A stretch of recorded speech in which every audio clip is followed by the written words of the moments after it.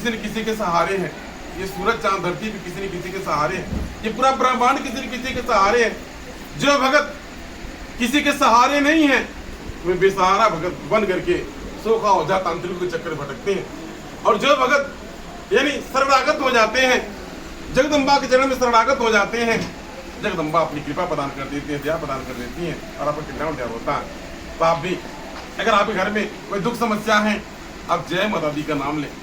कोई आपत्ति आता है तो कोई दुख समस्या, कोई मनोकामना है, आपके घर में रोजी रोटी में बरकत नहीं होता, कमाते हैं घर परिवार में किंतु बरकत नहीं होता, घर में शांति नहीं है, आपके बच्चों को कोई रोजी रोजगार नहीं है, या फिर पढ़ने लिखने में मन नहीं लगता, आप घर में भूत प्यार जादू टोना देवी दोष परेशान है, आप दरबार से लग जाए, जुड़ जाए। जो भगत दरबार से लग गया, जुड़ गया, उसका कल्याण हो गया, भगवत कृपा हो गया।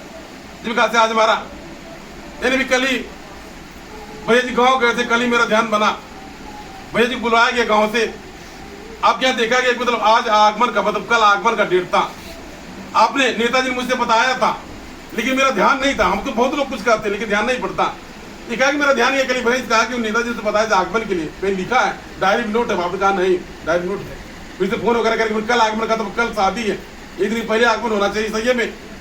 यानी एक ध्यान बन गया। ये तो बस आज अभी लोग हम लोग लेना दरबार से आया जा रहा है, हमारे डॉक्टर बाबू गुलशन चंद मास्टरी मैंने आज चले जाएंगे, मैंने अपने ड्यूटी पर चले जाएंगे। उनका ध्यान था कि मतलब एक बार दरबार में मतलब दर्शन हो जाए, वहाँ आगमन हो जाए संयम में। आज बारी बार हम लोग यहाँ पर आया जा रहा है, ये माता जी कृपा है दया सजुज में। आप भक्तजन भी अगर आपके घर परिवार में कोई सुख समृद्धि या फिर आपके घर परिवार में कोई रोग दोष है, कोई दुख समस्या है, तो आप भक्तजन दरबार से लग जाए, जुड़ जाए। यदि आप घर में कोई शुभ मांगलिक कार्य नहीं होता, बिना जगदम्बा की कृपा से शुभ मांगलिक कार्य नहीं होता, दरबार में तमाम भगत आते हैं। दरबार की ऐसी मान्यता है, पहले देखा जाता था कि पहले खाली बेटियन का शादी में दिक्कत आता था, बेटियन का शादी के लिए बड़ी दिक्कत होता, बड़ा खोजबीन करना पड़ता था। लेकिन अब ऐसा समय आ गया, युग समय बदल गया, अब बेटों को शादी करने में दिक्कत होता है।